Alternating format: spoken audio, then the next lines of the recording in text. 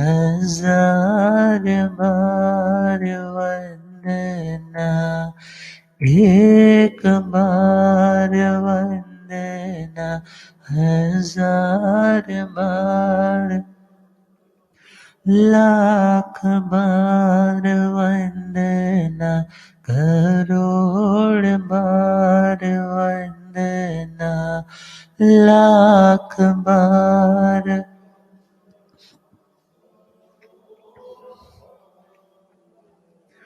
जी हाथ जोड़ गोरानो मेरे वंदना, जी हाथ जोड़ गोरानो मेरे वंदना।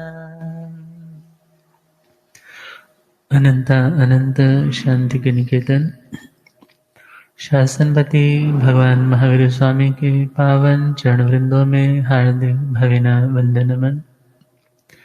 मेरे अंधेरे जन को रोशनी प्रदान करने वाले परम उपकारी आगम ज्ञान के भंडार आगम ज्ञाता आगम पुरुष जय शास्त्र रतन हिमाचल केसरी उपाध्याय भगवंत श्रद्धे गुरुदेव श्री जितेंद्र मणि जी महाराज साहब के पावन चरण कमलों में हार्दिक भवना वंदनम। आदरणीय सेवा भावी श्री प्रशमित मुनि जी, धर्म सभा में उपस्थित धर्मानुरागियों, सुशीलवती माताओं एवं बहन, असीम पुण्यदय से भाग्यदय से आप सबको संतों का समागम और वीतरागवाणी श्रवण करने का सुअवसर प्राप्त हो रहा।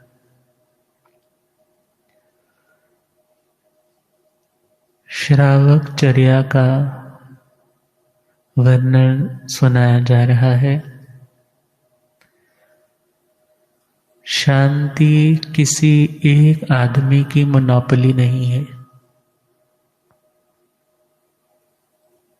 शांति का मार्ग सबके लिए खुला है। आवश्यकता है उसे जानने की और उस पर चलने की। साधु साध्वी का मार्ग, श्रावक श्राविका का मार्ग। रूट्स भले ही कुछ अलग लग रहे हैं, बीच में रुकना, ठहरना, स्टॉप हो जाना, फिर चलने लग जाना, प्रत्येक व्यक्ति की योग्यता के अकॉर्डिंगली ही उसकी गति, उसकी स्थिति या वह व्यक्ति पुनः वापस भी लौट आता है। गुण स्थानों के आरोहण में हम चलते हैं, वहां देखते हैं। तो श्रावक वृत्ति और साधु वृत्ति रास्ता तो दोनों ही मोक्ष का है। एक चल रहा है बड़े पुरुषार्थ के साथ, बिना दुनिया की एल्योरमेंट्स में फैसिनेट हुए, बिना दुनिया की अट्रैक्शंस। वो जानता है कि यह पुद्गलमय संसार मेरी आत्मा को भ्रम में डालने वाला है। अब मुझे इस भ्रम को तोड़ करके आगे बढ़ना है। Woods are lovely, dark and deep, but I have promises to keep and miles to go before I sleep. जिनका लक्ष्य बड़ा है, फिर उन्हें मेहनत भी बड़ी करनी पड़ती, उन्हें सेक्रीफाइस भी बड़े करने पड़ते हैं, मगर उस सेक्रीफाइस में, उस बलिदान में भी उन्हें हर्षानुभूति, प्रसन्नता ही होती। क्यों प्रसन्नता होती है? क्योंकि वे जानते हैं कि जितना बोझ उतर रहा है उतना मैं रिलैक्स हो रहा हूं। जितनी रिलैक्सेशन बढ़ रही है उतनी मेरी शांति बढ़ रही। अतः श्रावक के 4 विश्राम स्थान भी भगवान ने श्रीमद् ठाणंग सूत्र के 4थे ठाणे में फरमाए हैं, जहां पर बताया है एक दृष्टांत के माध्यम से, पुराने समय के दृष्टांत लिए। एक आदमी जो अपने गांव से दूसरे गांव की ओर बढ़ रहा है, सामान ले लिया है वहां से, और सामान लेकर के अब उसको अपने वापस घर को लौटना है। कोई व्हीकल नहीं है, कोई अन्य साधन नहीं है। अपने कंधों पर, अपने सिर पर ही वो बोझ उठा रखा है, परंतु जैसे ही वह उसका एक कंधा थकता है, इस साइड पर जब वह थकावट स्टिफनेस फील करता है, वो दूसरे वाले शोल्डर पे उसे कन्वर्ट कर लेता है, ट्रांसफर कर लेता है, कुछ इसको राहत मिल गई। फिर चलते चलते उसे फ्रेश होने के लिए लगा कि अब मुझे थोड़ा फ्रेश होना चाहिए, और उसने फिर अपने उस बोझ को उतारा और वह वॉशरूम इत्यादि जाकर के पुनः अपने उस बोझ को कंधे पर रख लेता है। अब रास्ता लंबा है, रास्ते में रात पड़ गई, धर्मशालाएं बनी है, धर्मशाला में या किसी देव चैत्य में आकर के, देवालय में आकर के वह व्यक्ति रुक जाता है। और जब रुका है, अब उस बोझ को उतारा है, सारी रात बड़ा सुकून है, क्योंकि बोझ का भार अब उसके कंधों पर नहीं। मगर सुबह हुई, फिर वो भार उसे उठाना है, और उठा करके जब चलते चलते अपनी मंजिल पे, अपने डेस्टिनेशन पे, अपने लास्ट पॉइंट पर पहुंचा है, वहां पर उस भार को जैसे ही रखा, अब वे बिल्कुल रिलैक्स है। क्यों? मस्तिष्क पर भी कोई बोझ नहीं है कि काम है, मुझे बोझ उठाना है, शरीर पर भी कोई बोझ नहीं, अब रिलैक्स हो गए। इसी तरह श्रावक के भी 4 विश्राम स्थान, 4 रिलैक्सिंग पॉइंट्स, 4 रिलैक्सिंग स्टेशंस बताए हैं। पहला, जिस तरह उस आदमी ने एक कंधे से दूसरे कंधे पे कन्वर्ट किया, उसके लिए बताया है कि किसी ने 12 व्रतों को धारण कर लिया। सपोज उसमें से 5 अणुव्रत किए, या 3 गुण व्रत किए, या 4 शिक्षा व्रत धारण किए, अर्थात जिसने इन गुण व्रतों को धारण किया, शिक्षा व्रतों को धारण किया, अणुव्रतों को धारण किया, उस व्यक्ति ने सीमाकरण कर लिया। जितना दुनिया का बोझ उठा रखा था, अब खुद को उन बातों से अलग कर लिया, कुछ थोड़ा रिलैक्स हुआ। आगे बढ़ते बढ़ते वह व्यक्ति थोड़ा और आगे बढ़ा, और एक कंधे से दूसरे कंधे पर रखा था, अब उसने जाकर के क्या किया, जब फ्रेश होने के लिए थोड़ा बोझ उतारना है, कभी सामायिक कर ली, कभी स्वाध्याय कर लिया, अर्थात ये आचरण उसे और रिलैक्स करते हैं, परंतु वह थोड़ी देर के लिए।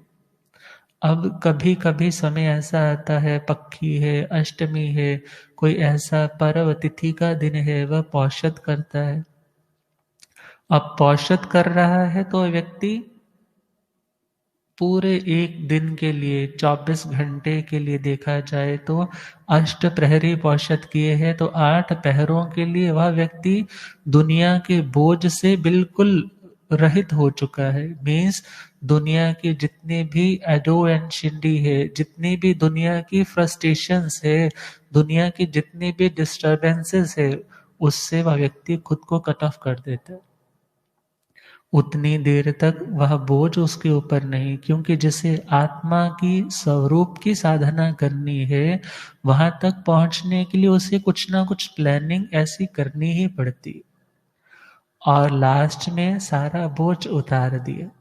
वह स्थान है संलेखना का, पंडित मरण का, समाधि मरण का, योग्यता के अकॉर्डिंगली चारों आहारों का त्याग करते हुए, शरीर के प्रति आसक्ति का त्याग करते हुए, मात्र आत्म विशुद्धि और आत्मा की ही साधना के लिए, इस मोह से ऊपर उठने के लिए बड़ी शूरवीरता के साथ, खुद को हल्का करने के लिए, रिलैक्स करने के लिए वे श्रावक भी संथारे ग्रहण करते।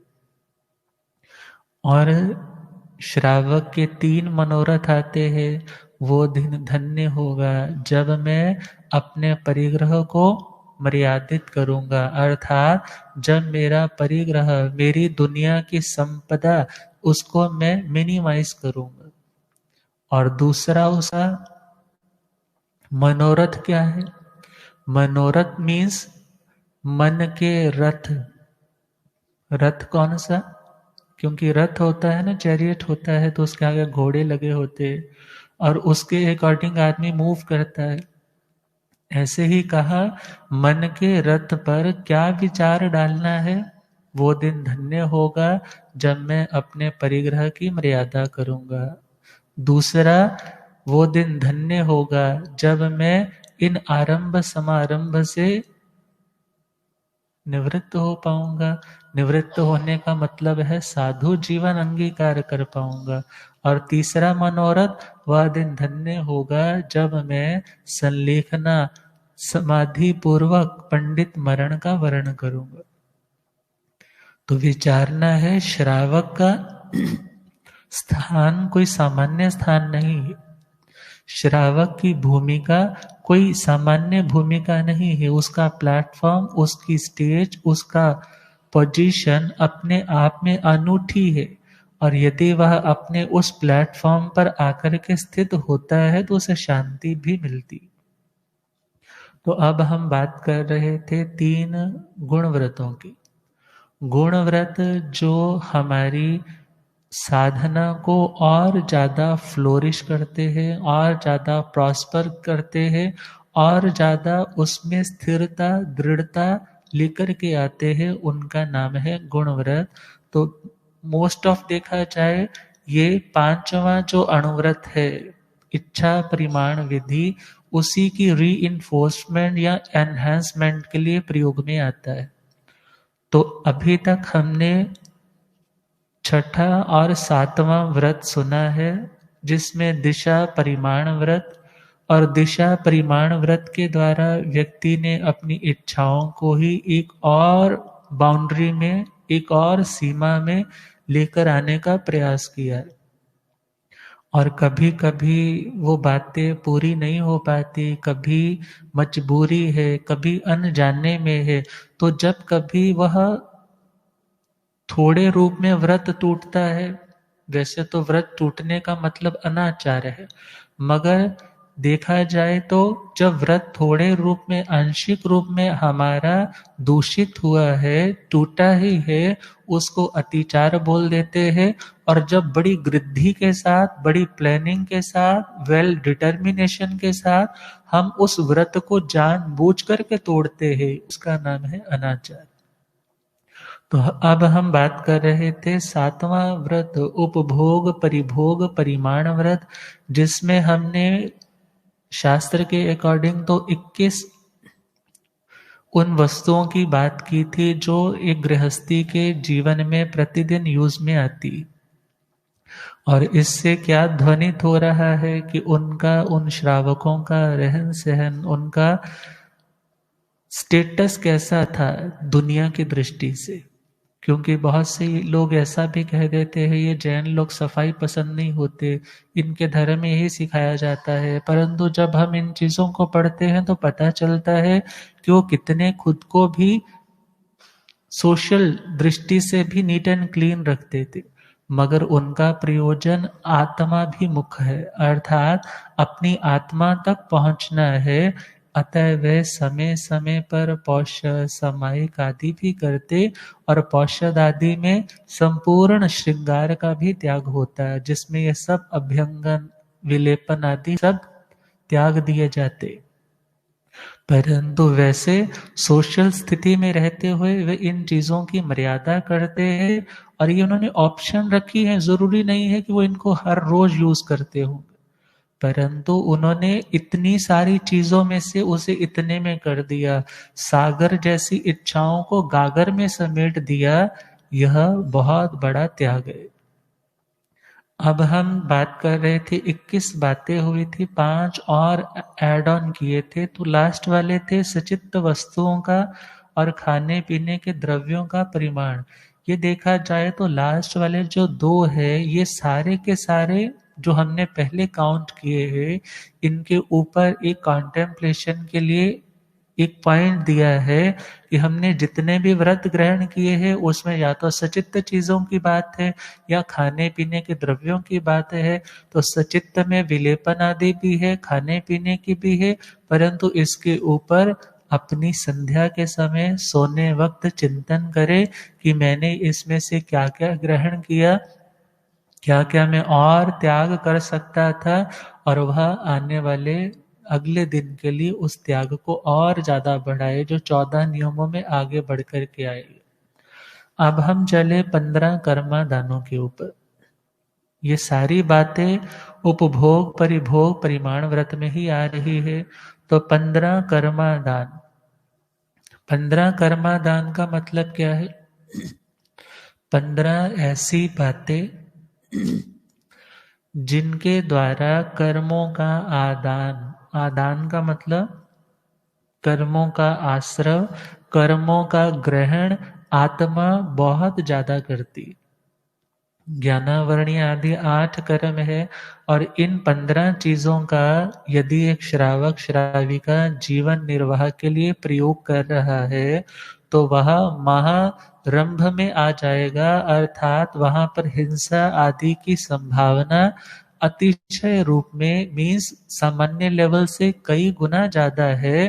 तो भगवान ने क्या कहा, तुम उसका या तो त्याग करो, यदि ऑलरेडी है, सामर्थ्यवान नहीं हो, उसके बिना कोई धंधा नहीं है, तो खुद को सौभाग्यशाली मत समझो, बल्कि यह चिंतन करना होगा, हे प्रभु वो दिन कब आएगा जब मैं इन चीजों से मुक्त हो पाऊंगा।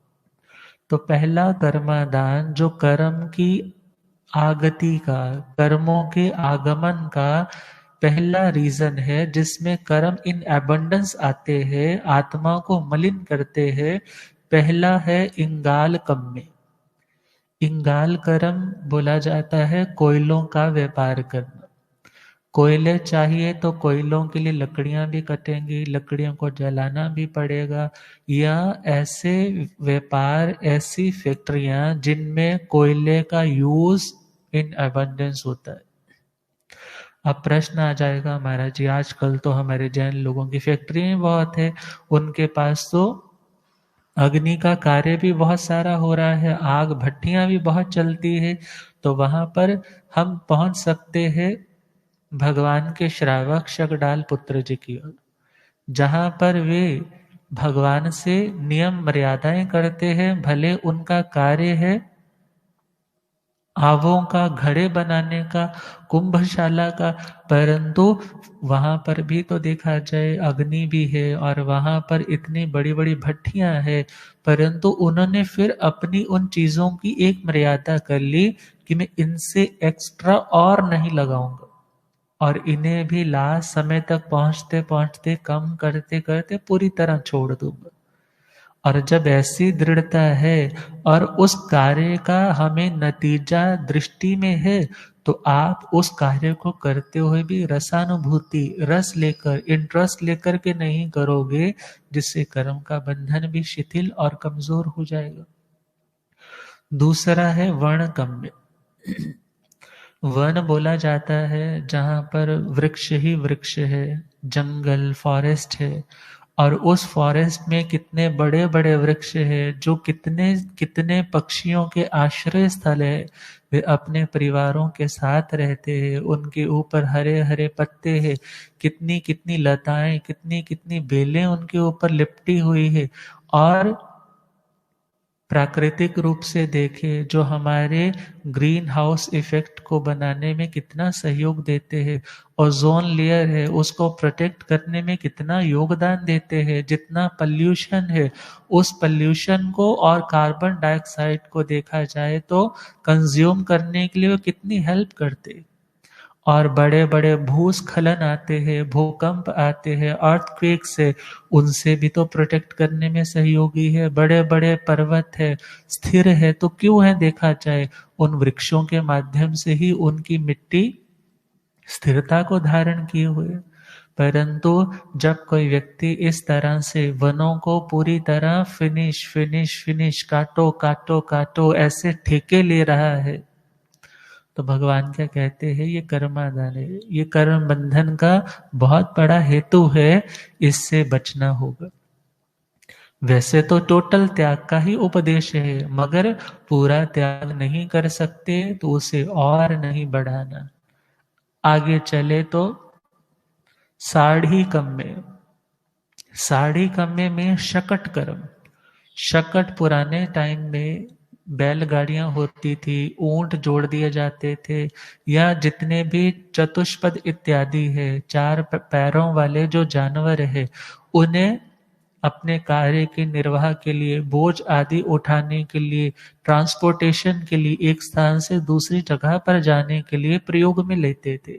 और भगवान ने उस टाइम की स्थितियों को देखा कि ये निरीह प्राणी किस तरह से दूसरे के द्वारा शोषित हो रहे हैं, इनके अधिकारों का भी तो हनन हो रहा है। ये तो नहीं है इंसान है तो उसके ऊपर कोई अत्याचार होता है तो मानवाधिकार में चला जाता है, परंतु पशु के ऊपर होता है तो आजकल तो पिटा आदि संस्थाएं हैं, परंतु जो उनसे भी छोटे छोटे जीव जंतु है, उनके रूल्स एंड रेगुलेशंस, उनके ऊपर कोई अत्याचार करे तो कौन उनको प्रोटेक्शन देने वाला। मगर भगवान तो नाथ क्यों बोलते हैं, इसीलिए तो बोलते हैं भगवान को खेयन्न, खेदज्ञ क्यों बोलते हैं, क्योंकि वे सबके खेद को, पीड़ा को जानते हैं, समझते हैं, और उन्हें क्षय काया की, जीवों की रक्षा करने का उपदेश भी देते हैं। स्वयं पालते हैं, दूसरे को उपदेश दे रहे हैं। और भगवान ने कहा बैलगाड़ी इत्यादि है, शकट वाहन आदि है, ऐसे जो शकट आदि का निर्माण है, जिसमें आगे पशु आदि जोड़े जाएंगे, जिससे उन्हें भी पीड़ा का अनुभव होता रहेगा, ऐसा काम श्रावक को नहीं करना। अपना कार्य निभाना है, उसके लिए तो आपको एक दो ही करना पड़ेगा, परंतु जब आप उसको अपना व्यापार, अपना धंधा बना लेते हो, तो हर आदमी अलग अलग टाइप का है, वो कैसे उनकी व्यवस्था करेगा आप नहीं जानते। इसलिए भगवान ने कहा इसका त्याग करे, इसको कम करे। आगे है, इस शकट कर्म को आज की भाषा में बोल सकते हैं गाड़ियां बना रहे हैं, परंतु गाड़ियों में भले हम माने कि जीव हिंसा तो होती ही होती है, मगर उसमें जो पशु इत्यादि के ऊपर बोझ, एक्स्ट्रा बोझ भी डाल करके उसको भूखे प्यासे भी रखा जाता था, तो उस के साथ हम कुछ हद तक तो कंपेयर कर सकते हैं, मगर पूरी तरह से नहीं। कारण वो व्यवस्थाएं उस समय के अकॉर्डिंग थी, परंतु जहां पर क्रूरता और किसी के अधिकारों को हनन किया जा रहा है, भगवान ने कहा उसको तुम्हें छोड़ना होगा यदि तुम मुक्त होना चाहते। अगला है भाड़ी कम्मे। भाड़ी बोलते हैं ना, भाड़े पर, भाड़े के ऊपर हम लेकर के आए हैं। भाड़ा मीन्स ऑन रेंट। रेंट के ऊपर भगवान ने उस टाइम की व्यवस्था के अकॉर्डिंग पशु इत्यादि है, बैल आदि है, आजकल आप लोग यात्राओं पे देखते हैं खच्चर इत्यादि है, उनको बोझ उठाने के लिए, एक जगह से दूसरी जगह पर जाने के लिए प्रयोग में लाना पड़ता है। इंसान सारा कुछ स्वयं नहीं कर पाता, वो उनके डोमेस्टिक कार्य में उनको वो टेम करते हैं, उनको देखा जाए तो ट्रेनिंग भी देते हैं, परंतु भगवान ने क्या कहा, दुनिया करती है, तुम्हें उससे कोई लेना देना है। तुम्हें काम पड़ता है तो कभी तुम भी वो करने को विवश हो सकते हो, मगर तुम्हें अपना व्यापार ऐसा नहीं बनाना जिसमें ऐसे पशु इत्यादि तुम्हें भाड़े पर देने पड़े, किराए पर देने पड़े। और आज की भाषा में देखे तो भाड़े के ऊपर, किराए के ऊपर जो गाड़ियां इत्यादि दी जा रही है, कोई कहाँ जा रहा है, कहाँ नहीं जा रहा है, क्या कर रहा है, क्या नहीं कर रहा, आप नहीं जानते। अतः यदि कुछ ऐसा गलत कार्य हो रहा है, हिंसा इत्यादि विराधनाएं हो रही है, तो आपके उस कार्य को लेकर के दोष का भागी आपको भी बनना पड़ रहा है। इसीलिए बोला जाता है कि साधु के जीवन के साथ श्रावक मुकाबला तो नहीं कर सकता, मगर कोई कोई विरला ऐसा भी होता है जो गृहस्थ दशा में रहते हुए भी इन सभी बातों से निर्लिप्त हो जाता है। परंतु हाँ, सर्वस्व त्याग नहीं तो कम से कम उसे हम एक सीमा में लेकर के आए। आगे है फोड़ी कम्मे। फोड़ी कम्मे स्फोटन कर्म, जैसे ब्लास्ट करके पर्वतों में, पहाड़ों में, खान में, खदान आदि में जो नेचुरल रिसोर्सेज है उनको निकाला जाता है। तो वहां पर भगवान ने क्या कहा, जो स्फोटन इत्यादि किया जा रहा है, ये बॉम्ब देखा जाए जो ब्लास्ट इत्यादि है, ये आज की ही टेक्निक नहीं, क्योंकि शास्त्रों में शब्द आ गया स्फोटन कर्म, अर्थात पहले भी ये प्रक्रियाएं चलती थी। मगर माइनिंग इत्यादि का जो धंधा है, जिससे आज की नेचर फ्रेंडली वे में बोले तो आप नेचुरल रिसोर्सेज जितने ज्यादा निकालोगे, आपका वो सर्कल, प्रकृति का वो सर्कल डिस्टर्ब होगा, और उसके जो नतीजे बुरे आने वाले हैं उसका भुगतान सभी को करना होगा।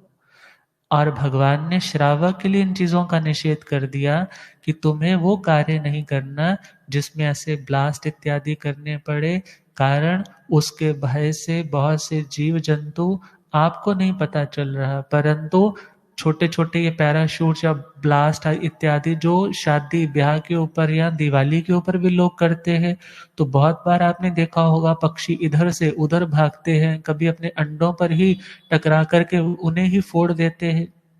और बहुत से कमजोर इम्यून सिस्टम वाले और जिनके अंदर भय संज्ञा अधिक है, ऐसे लोग इतनी जोर की आवाज सुनकर के कईयों के हार्ट अटैक हो जाते। और देखा जाए वो भी पृथ्वी काय है, और उसके आश्रित जो वृक्ष इत्यादि होंगे, जो पशु पक्षी इत्यादि होंगे, उनके भी घात की पूरी संभावना है। हम लोग राजस्थान में थे, तो राजस्थान में एक युवा व्यक्ति आया, कहने लगा बाप जी मेरे पास पहले 11 माइंस थी, परंतु अब मैंने कम करते करते 2 रखी है, अब इसको भी छोड़ करके अपना धंधा मैंने ट्रांसफर करना। अर्थात उसकी इतनी धार्मिक अप्रोच, पैसा है, पैसा नो डाउट अभी भी बहुत है, मगर उसको क्या था कि मुझे ये महाहिंसा वाला कार्य नहीं करना। अर्थात जहां पर ये स्फोटन आदि कर्म किए जाते हैं, वो आध्यात्मिक दृष्टि से और दुनिया की दृष्टि से, दोनों दृष्टियों से देखा जाए तो सही नहीं।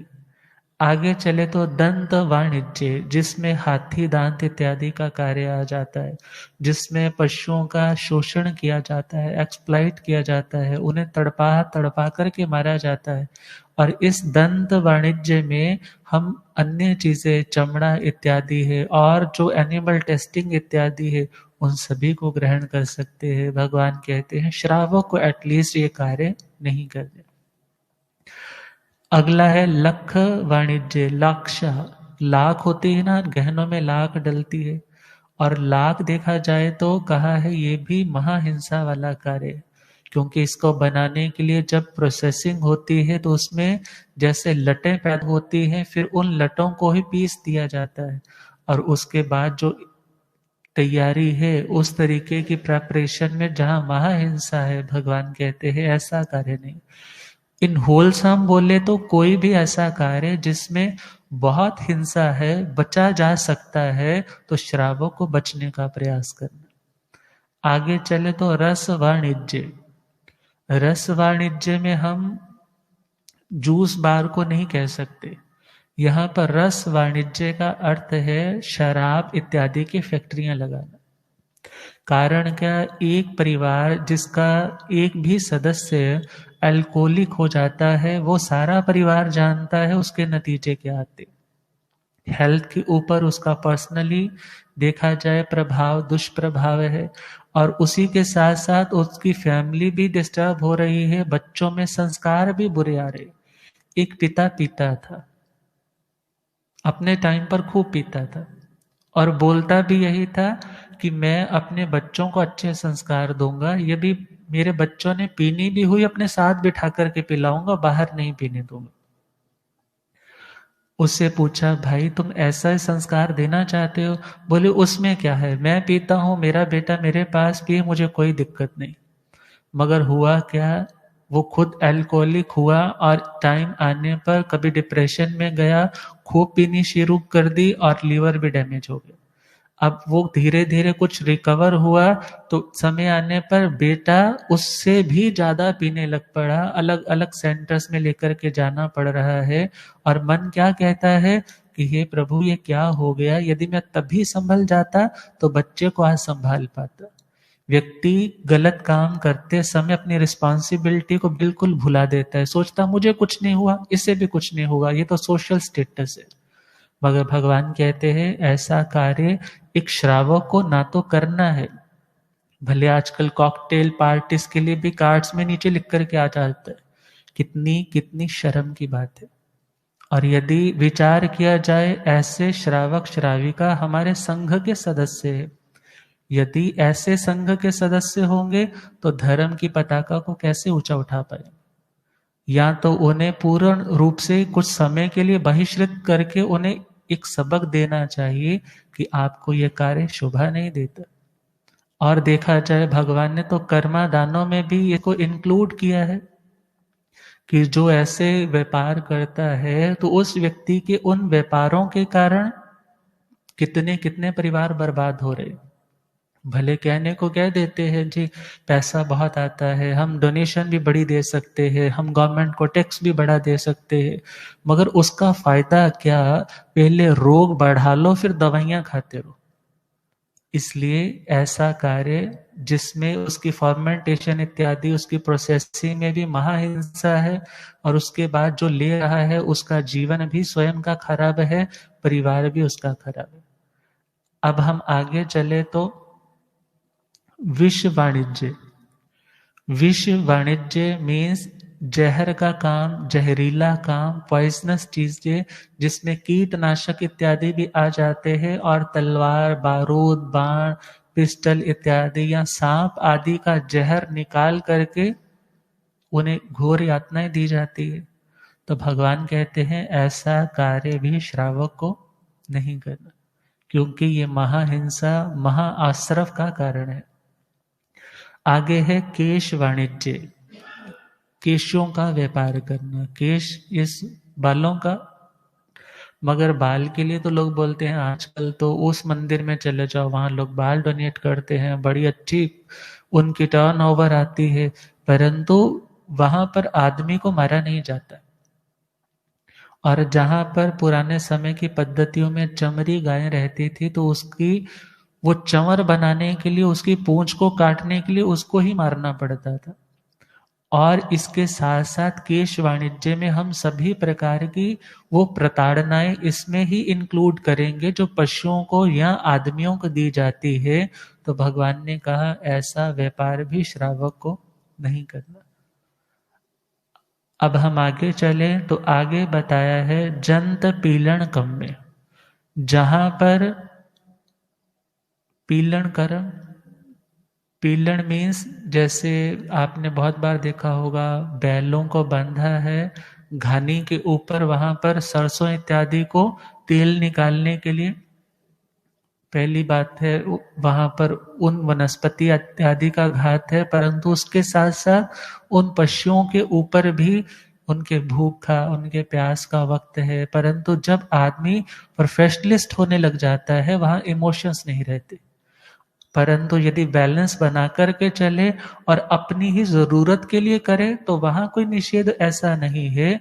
परंतु जब उसको व्यापारीकरण का रूप देता है तो वहां पर ज्यादा से ज्यादा लाभ लेने के लिए वह व्यक्ति उनका ज्यादा से ज्यादा फिर शोषण, ज्यादा से ज्यादा उनका दोहन करता है। अब जंत पीलन कम में आजकल वेगन वालों की बहुत चर्चा है। वे क्या कहते हैं जी, एनिमल रिसोर्सेज से दूध आता है इसलिए हम इस दूध को भी नॉनवेज मानते, मगर विचारना है भारतीय संस्कृति और शास्त्रीय संस्कृति में दूध इत्यादि का यदि सही रूप से उसका आना हो रहा है तो उसका कोई निषेध नहीं, परंतु यदि उनको अन्य अन्य प्रकार की यातनाएं दे करके ऑक्सीटॉक्सी इत्यादि इंजेक्शंस बताते हैं, इंजेक्शन देते हैं, आजकल तो यांत्रिक मशीनें लगा करके उनके स्तनों पर चिपका दी जाती है और वे कार्य करती रहती है, और कभी भी मशीन ऑफ करनी भी भूल गए 2 मिनट तो बोलते हैं ब्लड भी आने लग जाता है। अर्थात आपको लेना है तो आप देख करके ले, देख करके कोई चीज ली है फिर बहरानी भी है तो बहराते समय भी उसका अर्जन और विसर्जन दोनों स्थान अच्छे और शुद्ध रखने। हाँ, यदि उसका आदान और उसका विसर्जन दोनों सही है तो लेने में कोई हर्ज नहीं। परंतु जहाँ पर ऐसी हिंसा हो रही है तो वहाँ पर हिंसा का तो भगवान ने प्रत्येक स्थान पर पद पद पर निषेध किया है, परंतु इसको नॉनवेज में काउंट करना ये उनका अपना एस्पेक्ट हो सकता है। मगर हमारे वेजिटेरियन रिसोर्सेस में दूध को, घृत आदि को श्रावकों की चर्या में भी काउंट किया है, और यहाँ पर यह भी बताया है कि घृत आदि की भी वो मर्यादा करता है, और साधु के लिए भी महाविघों का त्याग है, परंतु आवश्यकता पड़ने पर उनके सेवन का कोई निषेध नहीं। अर्थात यदि तपस्वी है या वृद्ध है, उन्हें आवश्यकता पड़ती है तो वे घी आदि भी तो प्रयोग में लेते ही, अर्थात जो शास्त्रीय मान्यता।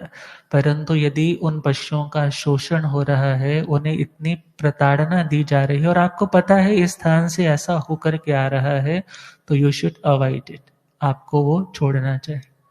और देखा जाए जहाँ पर गायों की सेवा करके और बछड़े का जितना दूध पीने का अधिकार है, उसका अधिकार आपने नहीं तोड़ा, उसको उतना डिजर्व करता है, उस जितनी आवश्यकता है वो पी रहा है, और उसके बाद एक्स्ट्रा दूध है, आप ले भी रहे हो, सेवा भी कर रहे हो, कोई बुराई नहीं, और उसको ग्रहण करने में कोई व्यवधान भी नहीं है। कारण उससे पशुधन की भी सुरक्षा है, सेवा की भावना भी विकसित होती है, और से कहते हैं स्ट्रेस में हो, डिप्रेशन में हो, पशुओं की सेवा करो, बड़े रिलैक्स हो जाओगे, प्रकृति के करीब जाओ, बड़े रिलैक्सेशन में चले जाओगे। ये आजकल के टूल्स हैं, how to overcome your unhappiness.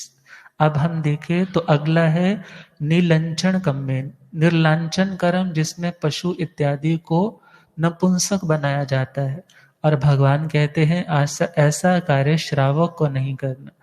आगे है दवग्गी दावणया, जंगलों में आग लगाने का कॉन्ट्रैक्ट ले लिया कि ये जंगल पूरा का पूरा जलाना है। अब जलाना है, विचार करो, घर को भी किसी की आग लग जाए तो वो सारी चीजें नहीं निकाल पाता, बहुत बार खुद को भी पूरी तरह से प्रोटेक्ट नहीं कर पाता, और जब जंगलों में आग लगी है तो सभी जो पक्षी उड़ने वाले तो नहीं है, कुछ चलने वाले हैं, कुछ बड़े धीरे चलने वाले हैं, किन्हीं के बच्चे छोटे छोटे हैं, कि कई अभी गर्भ की अवस्था में है, और जब आग लगाई है उसमें वनस्पति इत्यादि और भी जो त्रस इत्यादि जीव है, और देखा जाए कितनी महाहिंसा में, कितनी फ्रस्ट्रेशन में, एग्जाइटी में, कितनी ज्यादा दुख में, तकलीफ में, इधर उधर प्राण बचाने के लिए भाग तो रहे हैं, कुछ बचते हैं और कुछ मर जाते हैं। भगवान कहते हैं ऐसा कार्य श्रावक को नहीं करना। बहुत से लोग तो मजा लेने के लिए भी आग लगा देते हैं, बीड़ी सिगरेट पी रहे थे, ऐसे ही फेंक दी, थोड़ी देर बाद देखा वहां आग लगने लग पड़ी, बच्चे पटाखे चला रहे थे, जानबूझकर चलाया ही, वहां आग लगने लग पड़ी। अर्थात जिससे ऐसी महाहिंसा में वो कन्वर्ट हो रहा है, उसका प्रत्येक विवेकवान श्रावक को ख्याल रखना है। आगे चले तो सर दह तलाए सोसणिया। सर का मतलब है जो नेचुरल सोर्स से, जैसे स्प्रिंग्स होते हैं, झरने होते हैं, नेचुरल या नीचे से पानी आ रहा है, और उसका नाम है सर। और आगे चले तो द्रह, ह्रद बोलते हैं नदी इत्यादि का जो नीचे वाला निमन भाग है जहां पानी इकट्ठा हो जाता है। और तड़ाग, तड़ाग बोला जाता है जो आपने अपनी मेहनत से, मीन्स कृत्रिम रूप से, आर्टिफिशियल आपने पानी को स्टोर किया है, डैम बनाया है। तो भगवान कहते हैं इन चीजों को सुखाने का कार्य श्रावकों को नहीं करना। कारण जब पानी के उस रिसोर्स को आप बंद कर रहे हो और या उसको सुखाने के लिए उसमें मिट्टी भर रहे हो, कितनी मछलियां हैं उसमें, कितने द्विंद्रिय, तेंद्रिय, चौरेंद्रिय आदि प्राणी है, अब काय तो है ही है, काई अनंत काय है, कितना कुछ है उसमें। ऐसा कार्य श्रावक को नहीं करना। आगे चले तो असई जन पोषणया, जो असती जन है, असती का स्त्रीत्व की विवक्षा में कतिन प्रत्यय होता है, यहाँ असती का मतलब है जो शीलवान नहीं है। गुरुदेव पधारे। हो रब मेरा सतगुरु बन के आया मैनू, हो रब मेरा सतगुरु बन के आया, मैनू वेख लैण दे, ओ मैनू वेख लैण दे, के मत्था टेक लैण दे, ओ मैनू टेक लैण दे। हो रब मेरा सतगुरु बन के आया, मैनू ओ चिट्टा चोला मुख ते पटे हंसा, वाली चाल अनोखी, चिट्टा चोला मुख ते पटे हंसा, ओ इत्थे झुकदा ए संसार, मैनू वेख लैण दे, हो इत्थे झुकदा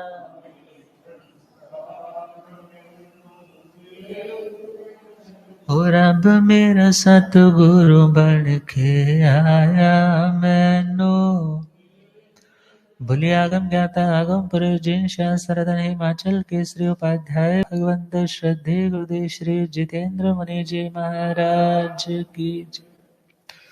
तो 15वां लास्ट हमारा कर्मादान है असती जन पोषण का। असती शब्द के दो अर्थ हैं। पहला तो है जब हम स्त्रीत्व की विवक्षा में स्त्रीलिंग में शब्द को प्रयोग करते हैं तो वहां असती का मतलब है जो सती नहीं है। सती मतलब जो शीलवती नहीं है, ऐसी दुशील मीन्स जो प्रोस्टिट्यूट इत्यादि का कार्य करने वाली है, उनको प्रोटेक्ट करना, उनको फंडिंग करना, उनका जो धंधा है वो और विकसित हो उसके लिए अपना सहयोग देना, यह कार्य श्रावक को नहीं कर। और दूसरा असती जन का मतलब क्या है, वहां पर हम कह सकते हैं वो पुरुष लिंग में है। असती मीन्स असत, असत मीन्स जो सच्चा नहीं है, जो बुरा है, चोर है, डकैत है, शिकार आदि करने वाले हैं, ऐसे जो गलत लोग हैं और ऐसी भावना वाले जो लोग, ऐसे लोगों का पोषण करना, उन्हें फंडिंग करना, प्रोटेक्ट करना, सहयोग देना, ऐसे कार्य श्रावक को नहीं कर। कारण इन लोगों से सामाजिक व्यवस्थाएं भी खराब होती है और लोगों का चारित्रिक निर्माण नहीं बल्कि अधोपतन होता है। इसलिए ऐसे कार्य एक श्रावक के लिए अग्राह्य, अकरणीय, अवॉइडेबल है। अब ये तो है 15 कर्मादान और इसी के साथ हमने भोगोपभोग के बारे में भी सुन लिया। अब 8वां जो हमारा गुण व्रत है उसका नाम है अनर्था दंड विरमण व्रत। अनर्था दंड, अर्थ बोलते हैं प्रयोजन को, और अनर्थ का मतलब है निष्प्रयोजन, दंड का मतलब है किसी प्रकार से किसी को दंडित करना। एक तो दंड आप इसलिए देते हो क्योंकि आपका प्रयोजन है, आपने वनस्पति को काटा, छेदा इत्यादि किया, आपको अपना पेट भरना था, आप पंच इंद्रिय की हिंसा करना बड़ा पाप मानते हो और वनस्पति की हिंसा एक इंद्रिय है, इसलिए आप उसको अपरिहार्य हिंसा मानते हो। अतः आप एक इंद्रिय की हिंसा में भी जब प्रयोजन है तभी उसको तोड़ते हो, अदरवाइज नहीं तोड़। और यदि बिना किसी प्रयोजन के भी आप वह हिंसा, आप वह विराधना कर रहे हो तो आप अनर्था दंड कर रहे हो। आपको आवश्यकता है कि पानी चाहिए तो आपने टैप ऑन की, पानी भर लिया, मगर आपको आवश्यकता नहीं, टैप चल रही है तो चल रही है, यह कौन सा दंड है? अनर्था दंड। बहुत बार होटल्स में लोग रुकते हैं तो क्या सोचते हैं, होटल में रुके हैं, पैसे जमा है, एसी ऑन करके बाहर घूमने चले जाते। मगर विचारना है क्या इतना मिसयूज करना या यूजलेसली इलेक्ट्रिसिटी का प्रयोग करना अनिवार्य है? क्या थोड़ी देर पहले आकर के आधे घंटे में वो कूलिंग नहीं हो सकती? बहुत से ऐसे स्थान है जहां आप अनर्था दंड करते हो। खाना तो आपने थोड़ा सा था, ट्राई के चक्कर में आप खा लिया और फिर सारे का सारा डस्टबिन में गिर दिया। आपको आवश्यकता है, वो सार्थक है, आपका प्रयोजन सिद्ध हो रहा है। भगवान ने उसको अनर्था दंड में काउंट किया और श्रावक समस्त अनर्था भी त्याग करता है। और अनर्था दंड किस तरह के है बताया है, अपध्यानाचरित, दूसरा प्रमादाचरित, तीसरा हिंस्र प्रदान और चौथा पाप कर्मोपदेश। अपध्यानाचरित का मतलब है अपना ध्यान कैसा आचरण में लेकर के आए। ध्यान मीन्स हमारा कंसंट्रेशन, हमारा जो किसी लक्ष्य पर फोकस है और फोकस के साथ हमारी स्थिरता और गति है, वह कैसी है। अप ध्यान मीन्स शुभ ध्यान नहीं, बुरा चिंतन, बुरी कॉन्टेम्पलेशन। और वह बुरी कौन सी, आरत ध्यान और रौद्र ध्यान। आरत ध्यान रौद्र ध्यान करना भी अनर्था दंड है। व्यर्थ में ही हम खुद को भी दंडित कर रहे हैं, खुद भी डिप्रेशन में जा रहे हैं और उसके कारण नेगेटिव वाइब्रेशंस के कारण दूसरे को भी परेशान कर रहे हैं।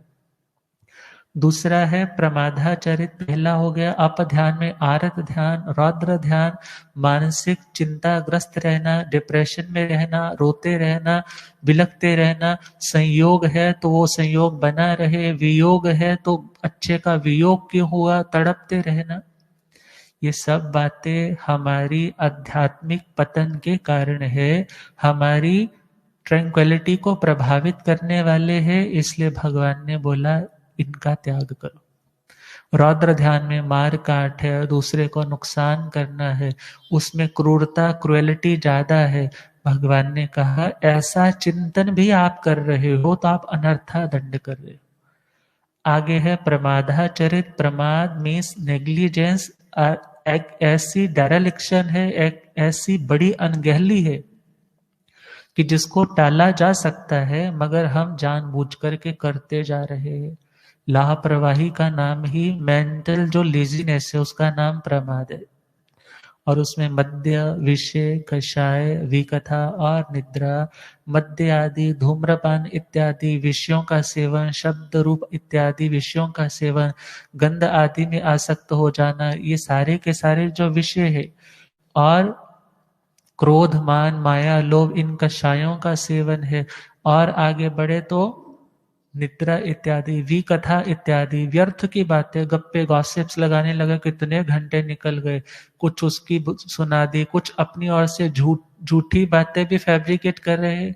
क्योंकि ज्यादा बोलने वाले के पास मटेरियल, वो स्टॉक कहाँ से आएगा, फिर वो अपनी ओर से कुछ ना कुछ जोड़ता रहेगा, कुछ जोड़ता रहेगा। और जब कभी बात जचेगी नहीं, सामने वाला पकड़ लेगा और फिर अपनी बात को गोल करने के लिए बोलते हैं, अपनी बात को कवर करने के लिए फिर नई नई मन घड़ंत बातें बनाएगा, जिससे उसका खुद का भी पीस ऑफ माइंड डिस्टर्ब रहेगा। उसका ध्यान, उसकी एनर्जी जो कुछ प्रोडक्टिव करने के लिए, जो कुछ अपनी आत्मा के अपलिफ्टिंग के लिए यूज होनी चाहिए थी, आज सिर्फ और सिर्फ उन उलझनों को सुलझाने में समय बर्बाद कर रहा है। अब हम देखें पाप कर्मोपदेश, हिंस्र प्रदान और पाप कर्मोपदेश।